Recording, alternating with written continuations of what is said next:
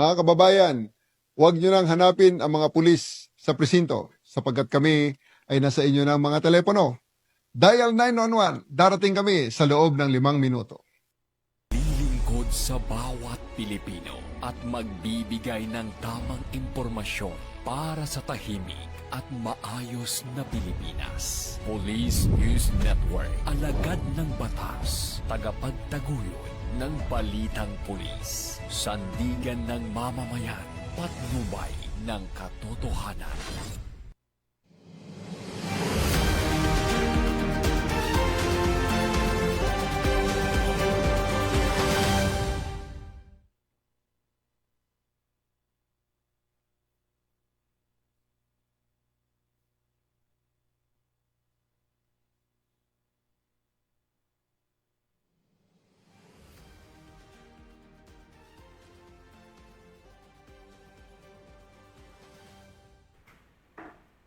Magandang araw, bagong Pilipinas. Ako ang inyong alagad ng batas, tagataguyod ng Balitang Pulis, Police Captain Cherry Vicente. Maghahatid sa inyo ng tamang balita, kwento ng pulis at serbisyo para sa mamamayan at ito ang PNP News Online. Ang pangunahing balita ng Police News Network, alagad ng batas, tagataguyod ng Balitang Pulis.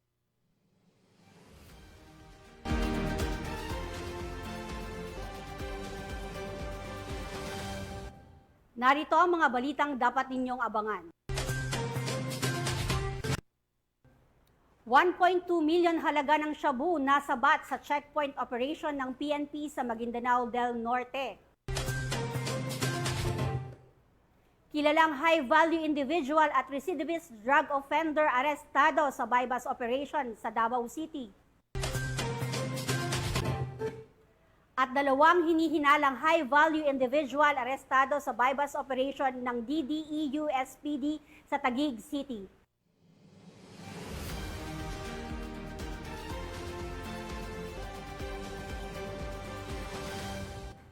Narito ang mga balitang hatid ng PNP correspondents mula sa iba't ibang panig ng bansa.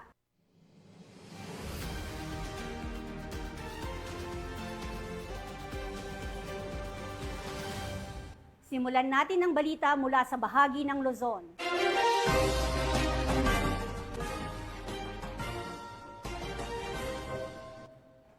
Taus-pusong nagpapasalamat si Chief PNP Police General Nicolas D. Torre III sa mga kapulisan, lalo na sa mga nasa ground operations, sa kanilang mabilis at maagap na responde sa mga naapektuhan ng bagyong Krising.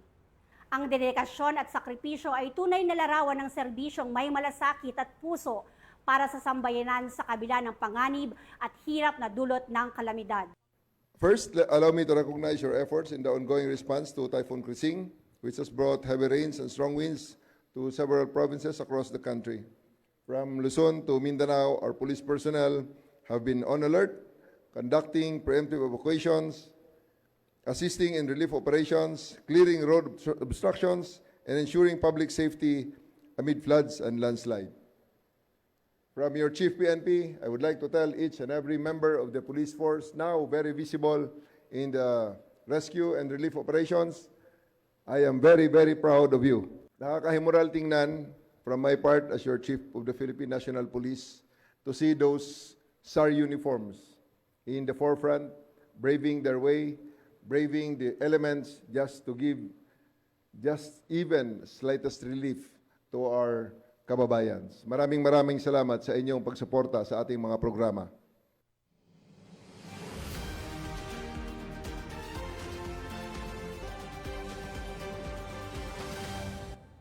Sa layuning mapatatag ang ugnayan ng kapulisan at mamamayan, aktibong nakibahagi ang Police Regional Community Affairs and Community Unit 3 sa pagdiriwang ng ika-30th Police Community Relations Month sa lungsod ng San Fernando, Pampanga. Ibabalita yan ni Police Corporal Jessel Rivera. Tuloy-tuloy ang pag-arangkada ng Regional Police Community Affairs and Development Unit 3 sa kanilang livelihood program sa Barangay Santa Lucia, lungsod ng San Fernando, Pampanga. Layunin ng programa na matulungan ang mga residente na magkaroon ng karagdagang pagkakakitaan sa pamamagitan ng mga pagsasanay sa hanap buhay.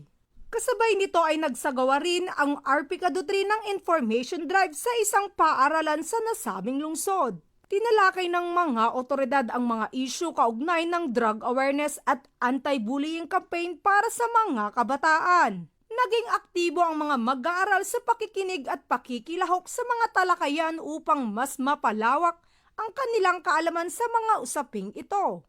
Ang buong aktibidad ay pinangunahan ni Police Lieutenant Joey D. San Esteban, Assistant Chief ng Regional Police Community Affairs and Development Unit 3, katuwang ang 1st PMFC Pampanga PNP sa paghahatid ng serbisyo. Kaugnay ang mga aktibidad sa pagdiriwang ng 30th Police Community Relations Month ngayong buwan ng Hulyo. Patuloy na magsasagawa ng mga programang pangkomunidad ang RPCADO 3 bilang bahagi ng kanilang mandato na mas mapaganda ang ugnayan ng PNP at ng komunidad dahil gusto ng pulis ligtas ka sa bagong Pilipinas.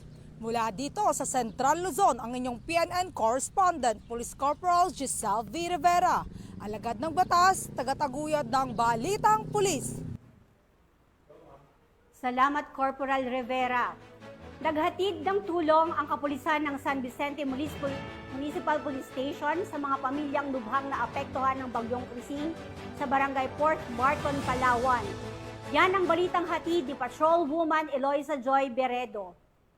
Matapos ang pananalasa ng Bagyong Krising, nagsagawa ng relief operation sa Barangay Port Barton ang mga tauhan ng San Vicente Municipal Police Station sa ilalim ng pamuno ni Police Lieutenant May Angie Calaos, katuwang ang 3rd Platoon ng 2nd Palawan Provincial Mobile Force Company. Ang aktibidad ay isinagawa sa mahigpit na koordinasyon ng Municipal Disaster Risk Reduction and Management Office at Municipal Social Welfare and Development Office. Namahagi ng pinagsamang team ng mga mahalagang relief goods gaya ng food packs at iba pang pangunahing pangangailangan sa mga residente na labis na naapektuhan ng bagyo. Layunin ng inisyatibang ito ang maghatid ng agarang tulong habang nagpapatuloy ang rehabilitasyon at pagbangon ng komunidad mula sa pinsala. Ipinakita ang matagumpay na pagtutulungan ng pulisya, disaster responder at mga lokal na ahensya ang kanilang di matitinag na pangako at paglilingkod at pagprotekta sa mamamayan, lalo na sa panahon ng kalamidad. Pinatitibay din ang gawain nito ang kahalagaan ng pagkakaisa, kahandaan at malasakit sa pagbuo ng mas matatag na komunidad sa harap ng sakuna. Mula dito sa Calapan City, Oriental Mindoro, ako ang iyong PNN Correspondent Patrolwoman Eloisa Joy V. Beredo, alagad ng batas, tagataguyod ng Balitang Pulis. Salamat, Patrolwoman Beredo. Matagumpay na naaresto ng mga operatiba ng San Manuel Municipal Police Station ang top most wanted person sa bayan ng San Manuel, Pangasinan. Nakatutok dyan si Police Corporal Rafi Veloria.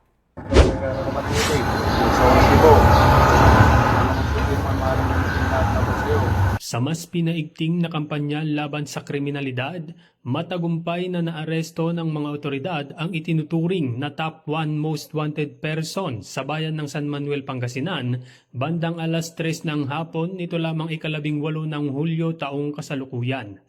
Kinilala ang suspect na si alias Makoy, 19 na taong gulang, isang estudyante at residente ng Barangay Geset Norte, San Manuel, Pangasinan. Isinagawa ng mga operatiba ng San Manuel Municipal Police Station, katuwang ang iba pang unit ng PNP, ang operasyon sa Barangay Geset Sur ng nasabing bayan, alinsunod sa warrant of arrest na nilagdaan ni Honorable Jacinto Merin de la Cruz Jr., Acting Presiding Judge, Regional Trial Court, Branch 49, Ordaneta City, Pangasinan, na nagresulta sa pagkakaaresto ng suspect kaugnay sa kasong 3 counts of rape na walang inirekomendang piyansa. Kasalukuyang nasa kustudiya ng San Manuel Municipal Police Station ang suspect para sa dokumentasyon at tamang disposisyon. Ang tagumpay na ito ay bunga ng determinasyon at pagkakaisa ng ating kapulisan at komunidad upang masiguro ang isang lipunan ng ligtas, mapayapa at may hustisyang ipinaglalaban para sa bawat mamamayan. Mula dito sa Ilocos Region, ako ang inyong PNN correspondent, Police Corporal Rafi Veloria, alagad ng batas, tagataguyod ng Balitang Pulis. Salamat, Police Corporal Rafi Veloria. Dalawang hinihinalang high-value individual ang naaresto sa matagumpay na bypass operation ng District Drug Enforcement Unit ng Southern Police District sa Barangay New Lower Bicutan, Taguig City. Yan ang balitang hatid ni Patrolwoman Mary Tony Veva. Dalawang hinihinalang tulak ng droga na kabilang sa mga tinaguriang high-value individual ang naaresto sa isinagawang buy-bust operation ng District Drug Enforcement Unit ng Southern Police District. Mag-aalas 10 ng gabi nitong Miyerkules nang ikasa ng mga operatiba ng DDEU sa koordinasyon ng District Intelligence Division at Substation 9 Taguig CPS ang nasabing operasyon sa Barangay New Lower Bicutan, Taguig City laban sa mga sospek na sina alias Tol, 52 anyos at ang kasama nitong babae na si alias Melissa, 41 anyos, parehong residente ng Barangay Ususan sa nasabing lungsod. Nakalista sila bilang HVI sa drug watchlist at matagal nang isinasa ilalim sa surveillance operation. Nasamsam sa operasyon ang tinatayang 150 gramo ng hinihinalang shabu na may street value na humigit kumulang 1,020,000 pesos. Kabilang sa mga narecover ang 3 knot-tied plastic sachet na naglalaman ng white crystalline substance, paper roll na binalot ng masking tape, sobre, buy-bust money, mga peking pera at isang sasakyan. Ang lahat ng nakuhang ebidensya ay isusumite sa SPD Forensic Unit para sa laboratory examination. Inihanda na rin ang kasong kriminal laban sa dalawang naarestong sospek sa ilalim ng Section 5 at 11 Article 2 ng RA 9165 o ang Comprehensive Dangerous Drugs Act of 2002 at ito ay isasampa sa Taguig City Prosecutor's Office. Pinuri naman ng Acting District Director SPD Police Brigadier General Randy E. Arceo ang matagumpay na anti-illegal drug operation at muling pinagtibay ang suporta ng SPD sa kampanya ni Pangulong Ferdinand Marcos Jr.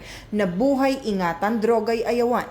Ayon sa kanya, ang operasyong ito ay malinaw na mensahe sa mga sangkot sa droga na walang ligtas na lugar para sa kanilang illegal na gawain sa Southern Metro. Patuloy ang ating laban at maaasahan ng ating mga kababayan ang walang humpay na pagsisikap ng SPD upang mapanatiling ligtas ang ating mga komunidad mula sa banta ng iligal na droga. Mula dito sa Southern Police District, ako ang inyong PNN correspondent, Patrolwoman Mary Tony Veva, alagad ng batas, tagataguyod ng Balitang Pulis. Salamat, Patrolwoman Veva. Sa kabila ng pinsalang iniwan ng bagyong Krising, patuloy ang walang patid na serbisyo ng Abra Police Provincial Office sa pagbibigay ng seguridad at tulong sa mga apektadong residente sa lalawigan. Magbabalita dyan si Patrolwoman Jesly Sabado. Matapos ang pananalasa ng bagyong Krising, patuloy ang masigasig na pagtugon ng Abra Police Provincial Office sa pangangailangan ng mga mamamayan. Nagsagawa ang mga pulis ng evacuation assistance upang matulungan ang mga pamilyang naapektuhan ng pagbaha at landslide. Tumulong din sila sa pamamahagi ng mga relief goods sa mga apektadong komunidad, kaagapay ang lokal na pamahalaan. Upang mapanatiling ligtas at bukas ang mga pangunahing kalsada, isinagawa ng kapulisan ang road clearing operations sa mga lansangang tinabunan ng putik at gumuhong lupa. Layunin nito ang masigurong maayos ang daloy ng mga sasakyang maghahatid ng tulong. Kasabay nito, nagpapatuloy ang masusing pagmamanman sa mga lugar na posibleng muling bahain o gumuho, habang aktibong nakikipag-ugnayan ang PNP sa iba't ibang ahensya ng pamahalaan upang agarang makaresponde sa anumang insidente. Tiniyak ng pamunuan ng Abra PNP na mananatili silang handa, alerto at tapat sa kanilang tungkulin para sa kaligtasan at kapakanan ng bawat mamamayan. Mula dito sa probinsya ng Apayao, akong yung PNN correspondent, Patrolwoman Jesly Sabado, alagad ng batas, tagataguyod ng Balitang Pulis. Salamat, Patrolwoman Sabado. Nahuli ng mga operatiba ng PNP Highway Patrol Group ang isang wanted person sa kasong child abuse at qualified trafficking sa isinagawang operasyon ng Caloocan City. Ang pagkakaaresto ay bahagi ng patuloy na kampanya ng PNP-HPG laban sa mga kriminal na patuloy na umiiwas sa batas. Yan ang tututukan ni Patrolwoman Janine Kylie Sorongon. ng bagsak ng isang babae na haharap sa kasong 3 counts of violation under Republic Act of 7610 o Special Protection of Children Against Abuse, Exploitation and Discrimination Act at sa kasong 3 counts of qualified trafficking. Kinilala ang suspect na si alias Marie, 39 na taong gulang na taga Angeles City. Ang pagkakahuli sa nasabing suspect ay bunga ng isang impormasyon galing sa Barangay Information Network o BIN. Agad namang nagsagawa ng manhunt operation ng HPG-NCR at dito ngay nahuli ang nasabing suspect. Magandang araw po sa ating lahat. Kami po ay nagagalak na muli ipabatid sa inyo. Kami po ay nakaaresto ng isang wanted person. Ang tao po na ito ay meron siyang existing warrants of arrest na 2, 3 counts violation of RA 11862 o qualified trafficking, and also 3 counts violation ng Section 5B of RA 7610 o Special Protection of Children Against Abuse, Exploitation and Discrimination Act. So itong pagkakahuli po sa wanted person na ito ay isang magandang accomplishment na ikinakatuwa po namin o ikinakatuwa na ipabatid sa inyo na ito po ay naging resulta ng magandang samahan at pagtutulungan po ng mga opisina ng RHPU-NCR sa ilalim po ng aking pamumuno, ang Northern Highway Patrol Team at ang Special Operations Team po na pinamumunuan ni Captain Bailosis at kasama niyo po ang kanyang deputy na si Police Lieutenant Kabusaw. Muli po, magandang araw sa ating lahat. Binasahan ng suspect ng kanyang karapatan sa salitang kanyang naunawaan at pansamantalang nasa kustudiya ng Regional Highway Patrol Unit NCR Custodial Facility para sa dokumentasyon at tamang disposisyon habang inaantay ang pagharap nito sa korte. Patuloy naman na pakikipag-ugnayan ng HPG sa iba pang PNP Territorial Unit upang masakote ang mga kilalang most wanted person sa Kalakhang, Maynila at matulungan ng mga kababayan nating biktima ng mga krimen.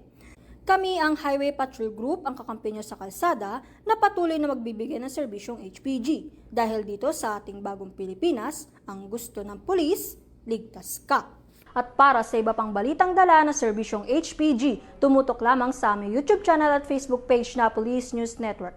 Mula sa tanggapan ng kakampi nyo sa kalsada, ako ang inyong PNN correspondent, Patrolwoman Janine Kale Sorongon para sa Police News Network. Alagad ng batas, tagataguyod ng balitang pulis. Salamat, Patrolwoman Sorongon. Mag-live-in partner arestado ng PNP-ACG dahil sa pag-aalok ng serbisyong dental online. Patrolwoman Mary Grace Artizuela sa report. Isang matagumpay na entrapment operation ang isinagawa sa Barangay 18 Caloocan City, kung saan nahuli ang isang mag-live-in partner na nagsasagawa ng home dental services na walang lisensya at kaukol ng permit.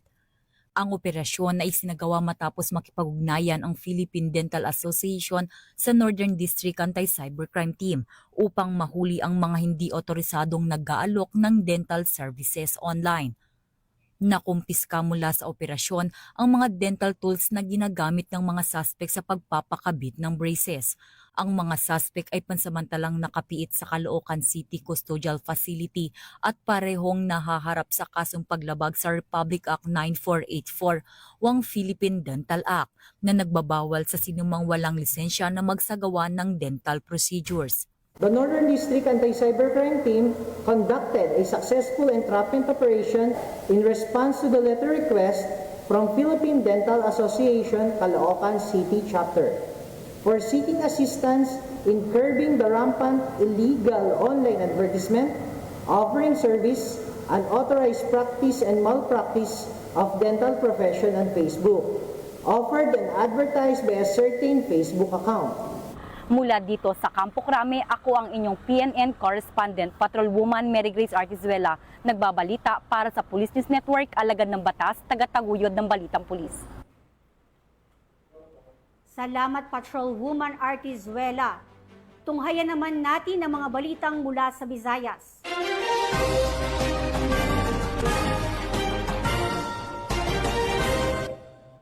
Arestado ang 4 na lalaki na nasangkot umano sa pagnanakaw sa isang paaralan sa Cebu matapos ang mabilis na drone-assisted hot pursuit operation na ikinasa ng Philippine National Police. Ang operasyon ay patunay sa patuloy na pagsulong ng PNP sa paggamit ng teknolohiya upang mapabilis ang pagreresponde sa mga krimen at mapanatili ang kayusan ng komunidad. Yan ang tinutukan ni Patrolwoman Annalyn Canaog.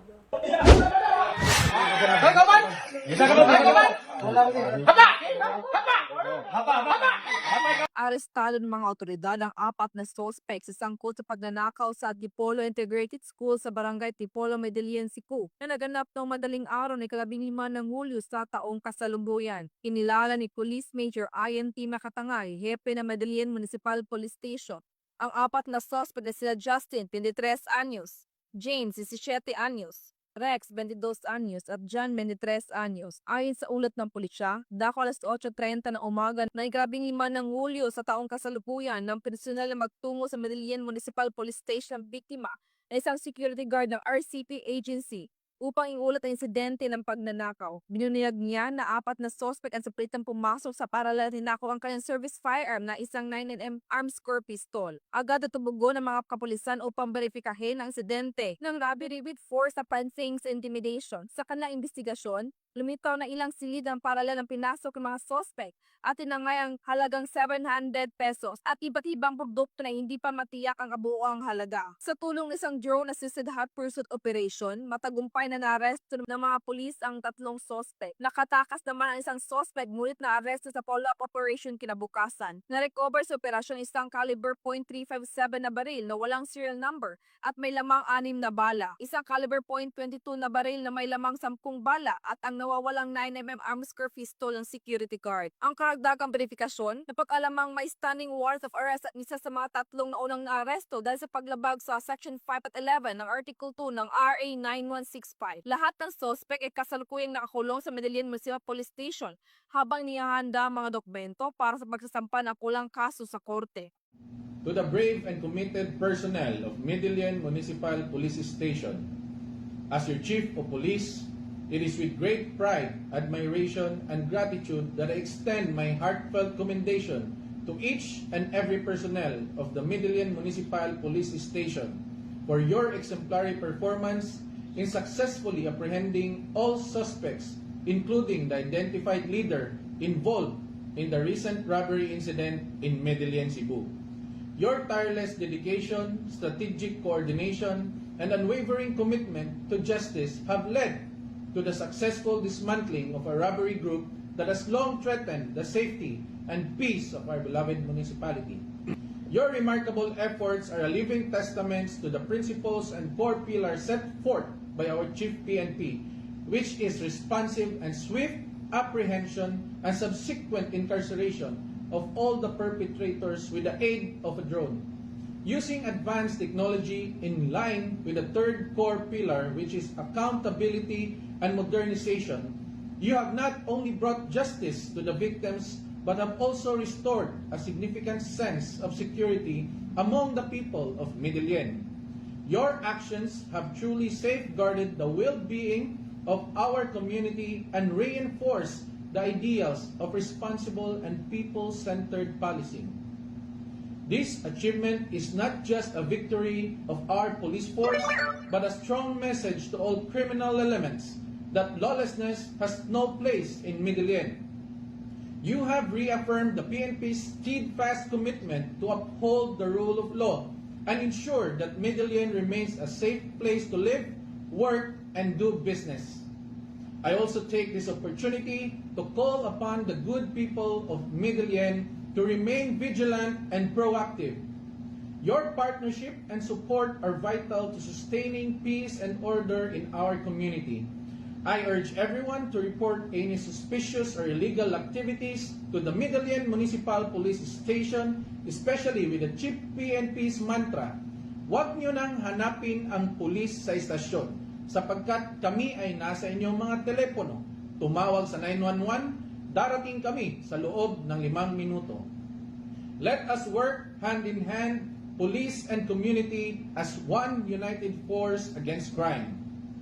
To the personnel of Medellin MPS, you have gone above and beyond your duty, and your service does not go unnoticed.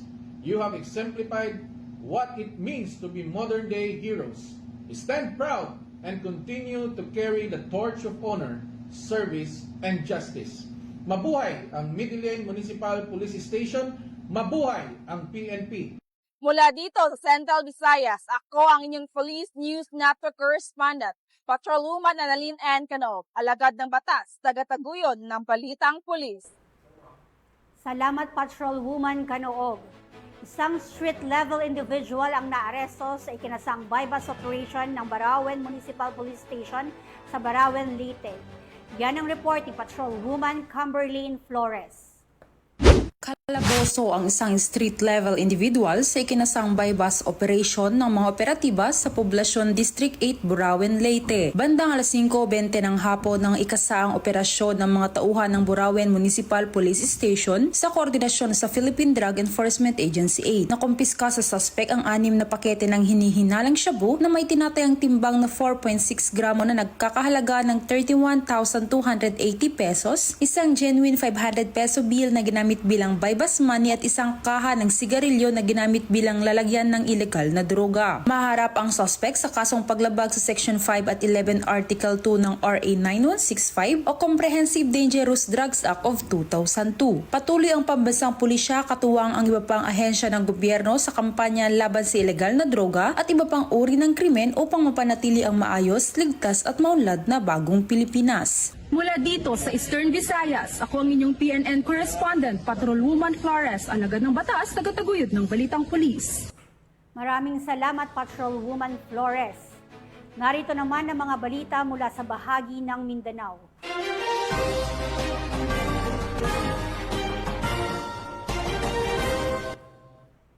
Nasabat ng mga operatiba ng Philippine National Police ang tinangay na 1.2 milyong halaga ng hinihinalang shabu sa isang checkpoint operation sa Maguindanao del Norte.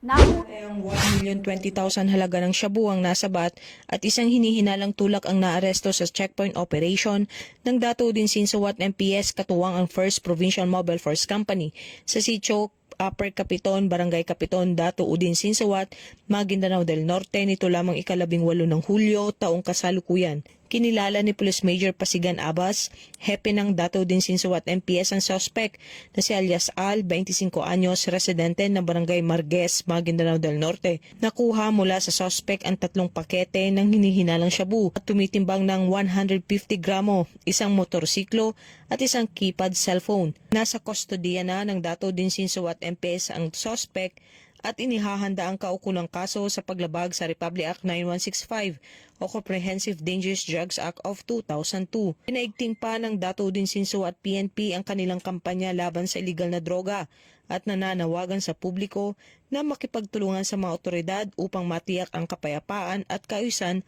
sa komunidad.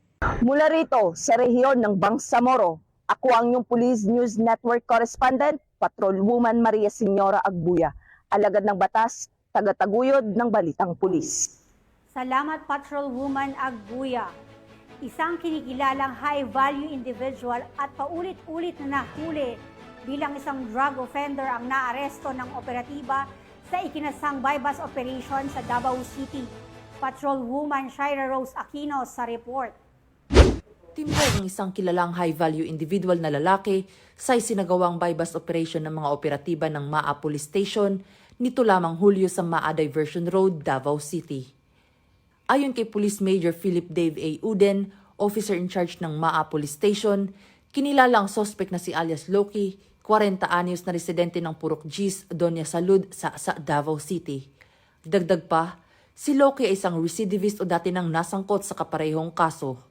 Kasalukuyang nahaharap ngayon ang suspect sa mga kasong paglabag sa Republic Act 9165 o ang Comprehensive Dangerous Drugs Act of 2002 at Republic Act 10591 o ang Comprehensive Firearms and Ammunition Regulation Act. Patuloy naman ang maigting na kampanya ng Davao City Police laban sa iligal na droga at kriminalidad. Mula rito sa Police Regional Office 11, ako ang inyong PNN correspondent, Patrolwoman Shaira Rose Aquino, alagad ng batas, tagataguyod ng balitang pulis. Salamat Patrolwoman Aquino. Matagumpay na naaresto ng Police Regional Office 13 ang 6 na most wanted person kasama ang 3 pang individual na may kinahaharap na kaso sa isinagawang one-day law enforcement operation sa rehiyon. Alamin ang report mula kay Patrolwoman Kay Francisco. ipirmahan ni Timbog sa magkakahiwalay na operasyon ng Police Regional Office 13 ang siyam na wanted persons sa isinagawang one-day law enforcement operation nito lamang Hulyo 18, 2025. Kabilang sa mga nahuli si alias Hari, 53 anyos at residente ng Barangay Tambis, Barubo, Surigao del Sur na may kasong murder at number 4 most wanted person sa rehiyon. Matagal na siyang pinaghahanap mula pa noong 2011. Sa parehong bayan ay naaresto rin sina alias Jason, Charles, Peter at Jonas. Dahil sa kasong qualified theft, sila ay nasa most wanted list ng Surigao del Sur bilang number 2, 3, 9 at 10. Sa Clavar, Surigao del Norte ay nadakip si alias Rose, 60 anyos, na number 1 most wanted sa kanilang lugar dahil sa kasong serious physical injuries. Samantala, 3 pang wanted sa mas magagaan na paglabag kabilang ang illegal gambling, paglabag sa ordinansa at forestry code. Nasa kustodiya na ngayon ng kanilang arresting units ang mga naaresto habang inaasikaso ang pagbalik ng mga warrant sa korte. Ayon kay Police Brigadier General Christopher N. Abrahano, Regional Director ng Police Regional Office 13, ang mga pag-arestong ito ay patunay na aming patuloy na kampanya para sa hustisya at kaayusan dahil sa bagong Pilipinas, ang gusto ng pulis, ligtas ka. Mula rito sa rehiyon ng Caraga, ako yung Police News Network Correspondent, Patuluman K. Francisco, alagad batas, tagataguyod ng Balitang Pulis. Salamat, Patrolwoman Francisco. At iyan ang mga balitang nakalap ng ating PNN respondents mula Luzon, Visayas at Mindanao. Sa ngalan ng pamunuan ng Philippine National Police, sa pangunguna ni Chief PNP Police General Nicolas Torre III at sa pamumuno ni President Ferdinand Bongbong Marcos Jr., kami ay maglilingkod sa bawat Pilipino at magbibigay ng tama at balanseng balita. At ako po ay muling nagpapaalala na huwag niyo nang hanapin ang pulis sa presinto sapagkat kami ay nasa inyong mga telepono. Dial 911, darating kami sa loob ng 5 minuto. Dahil sa bagong Pilipinas, ang gusto ng pulis, ligtas ka. Mula rito sa tanggapan ng tagapag-ugnay ng Pambansang Pulisya, ako ang inyong alagad ng batas, tagataguyod ng Balitang Pulis, Police Captain Cherry Vicente. Maghahatid ng tamang balita, kwento ng pulis at serbisyong para sa mamamayan, at ito ang PNP News Online. Ang pangunahing balita ng Police News Network.